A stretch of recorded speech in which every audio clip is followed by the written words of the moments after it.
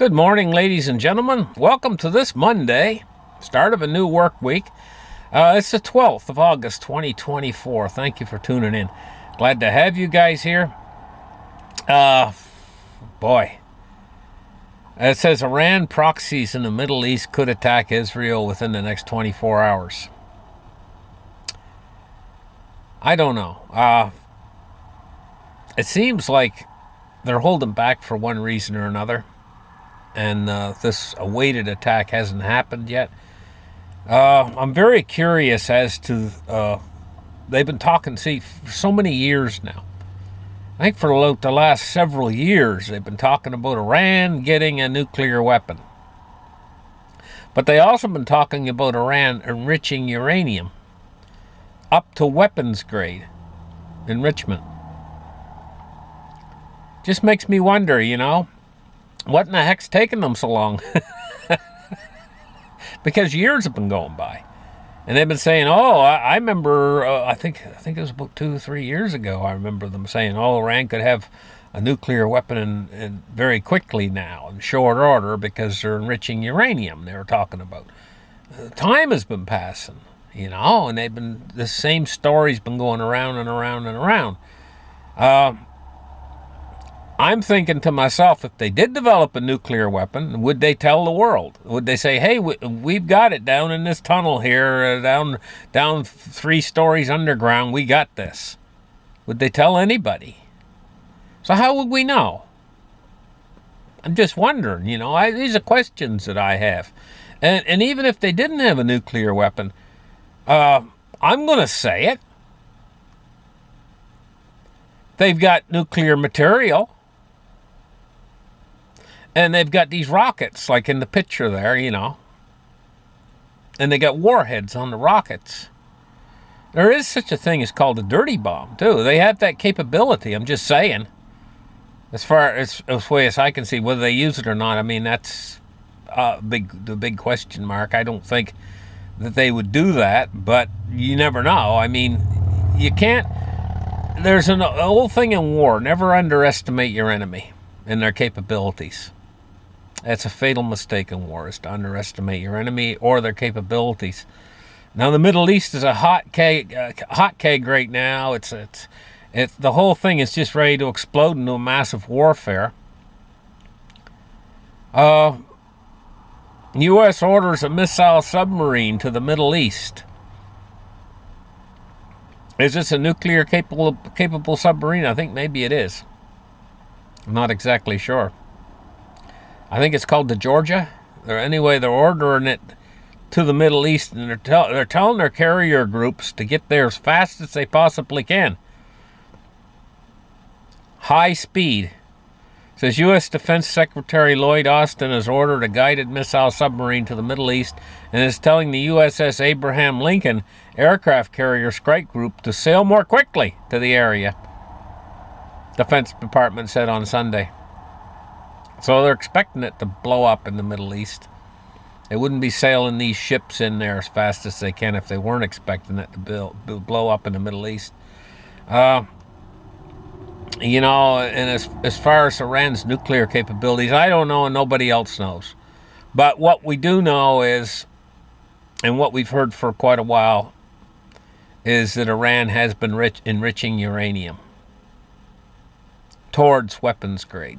That's the enrichment process, works it toward the final stage is weapons grade uranium. But they have to enrich it up like 10%, 20%, 30%, 40% when they start. I think it's 80% to get it to 80% is weapons grade, I think. Not exactly sure. Now, Putin, this story right here this defies imagination. It's just right off the scale. The fact that Ukraine, it says, controls a large portions of Russia's Kursk region. I saw him raising the flag, Ukrainian flag, in Russia and attaching it to Russian buildings in that area. I saw that on media. Couldn't believe what I was seeing. That raising the Ukrainian flag in Russia, inside Russia. That just defies imagination. And now what I heard this morning is south of the Kursk region, about 25 miles to the south, that they've crossed the border again into another Russian town this morning. So not only is the Russians not repelling this invasion, they're trying to repel this invasion, of course, the Russians are, but they haven't done it yet. But it's expanding. The invasion of Russia is expanding.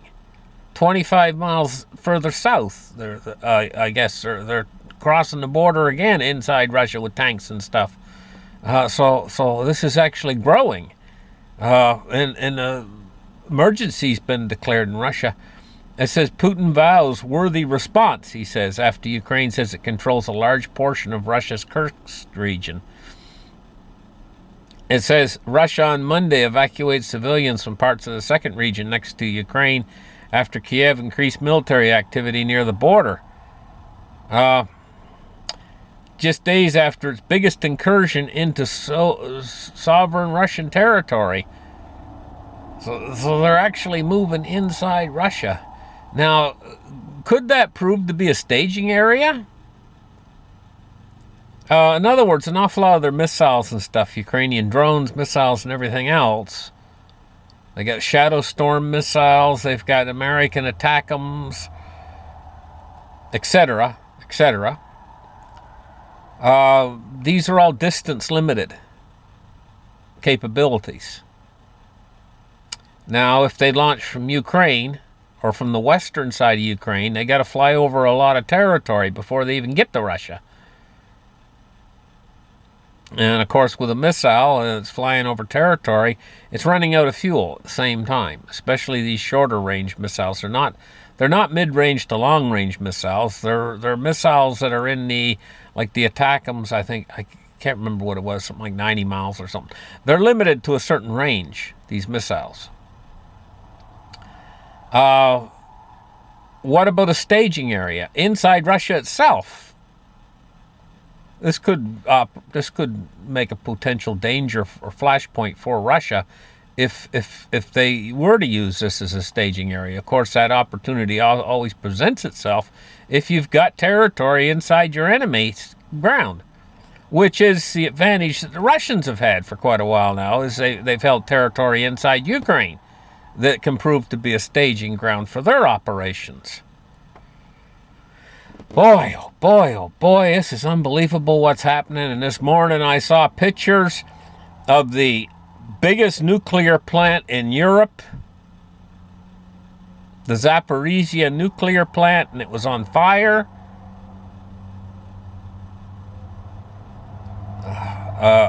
Big plumes of smoke coming out of it. Black-looking smoke floating over the landscape. Of course, they say that it was not a nuclear leak. And I guess they're working toward putting the fire out, but still, a radiological incident is, in that part, was pretty much centrally located in Europe. It's the biggest the biggest nuclear plant in Europe, with I think it's 6 or 7 big reactors, cores, and tremendous amounts of nuclear fuel. That's been a concern of mine all the way through this war, is the Zaporizhia nuclear power plant. Well, you know, this where they're invading over crossing to the Russia side. There's also a nuclear power plant in Russia there that the Ukrainians are right nearby. The election's on, guys. You know, it's coming right up. And shortly, between Biden and not Biden, but sorry, skip that. Not Biden, Harris and Trump. It was Biden and Trump, but now it's Harris and Trump. One of the big considerations, I think, I mean, both candidates are very well qualified. Harris has run this administration for the last 4 years along with President Biden. It's been a Biden-Harris administration. So she's very well qualified. I mean, she's been running the country basically with Biden for the last 4 years as vice president. So she's very well qualified. Now, Trump is very well qualified as well, and he ran the country for the 4 years before that as president. So he's well qualified as well. So you get these two candidates that are well qualified. Now, people are going to have to make up their choice which one they want to run the country. In my mind, I start to think about it and I say, hey, if you're going to hire a person for a job, you always want to take a look at their track record.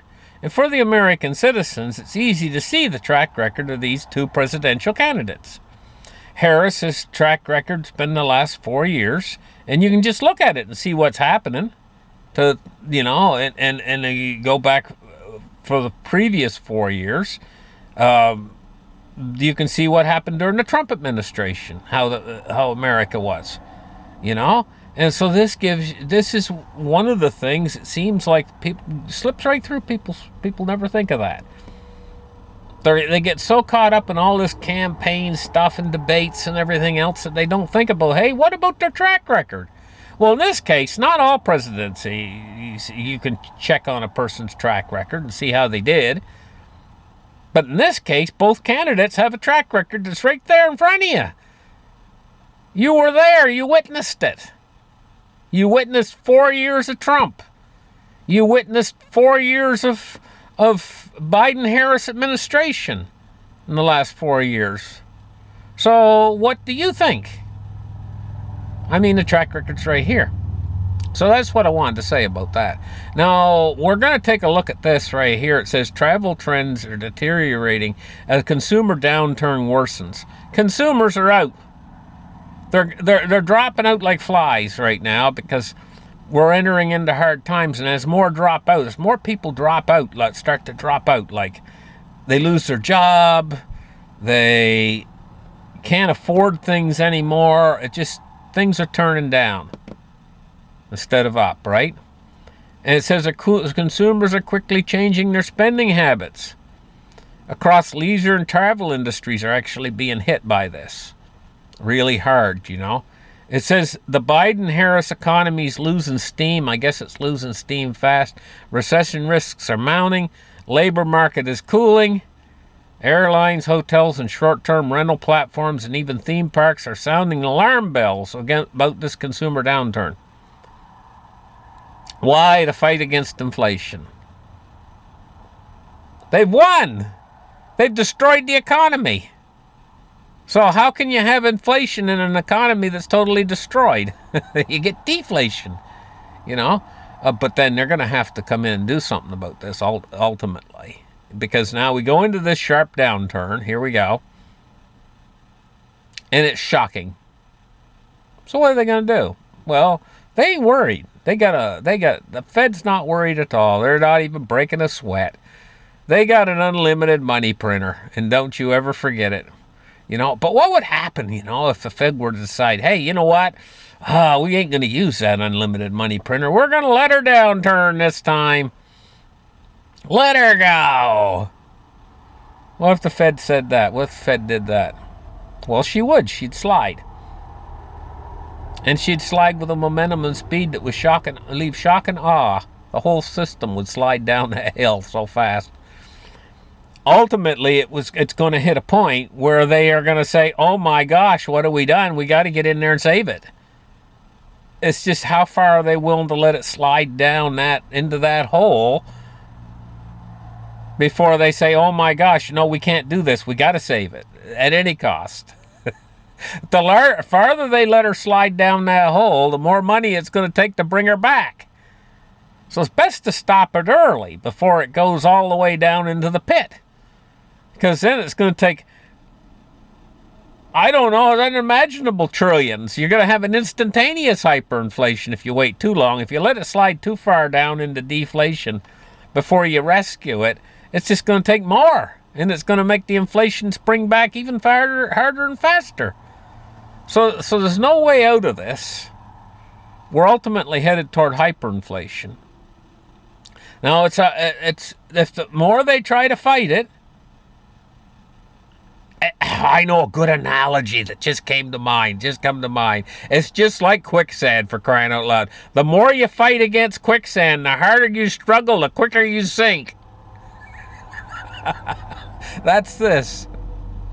You know, seriously, they're in quicksand, heading toward hyperinflation.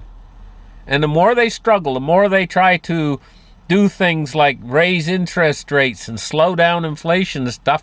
That's like the fighting in quicksand. It's going to make them sink even faster. And it'll make this hyperinflation come in even quicker. Anyway, let's move on. We got a lot to talk about yet.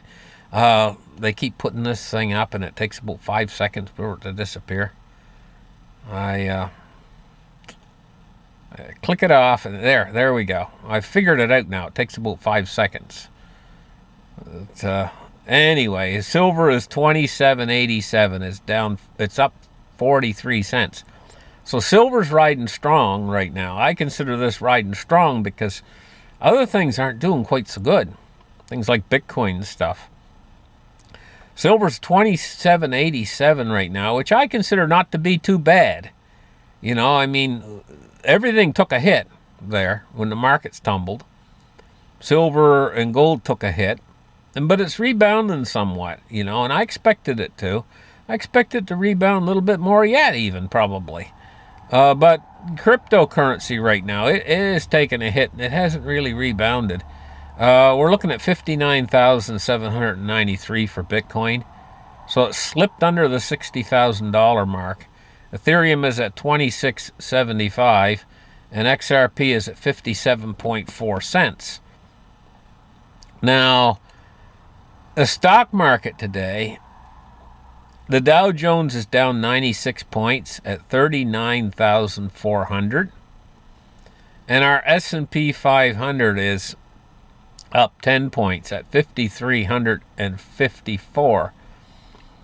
We're also seeing the crude oil price go up some.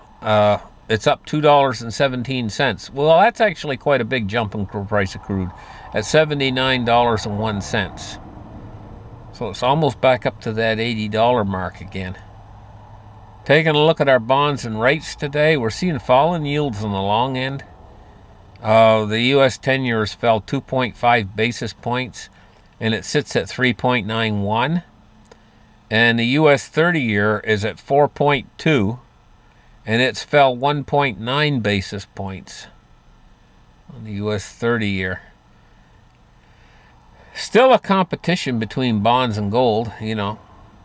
They're your two premier safe haven assets in the system. And bonds have been doing rather well.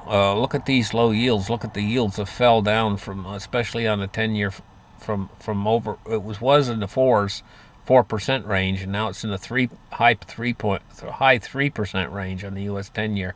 And this is what all debt's based off of, is this U.S. 10-year. So we'll watch the 10-year more than I'll watch any of the other bond yields.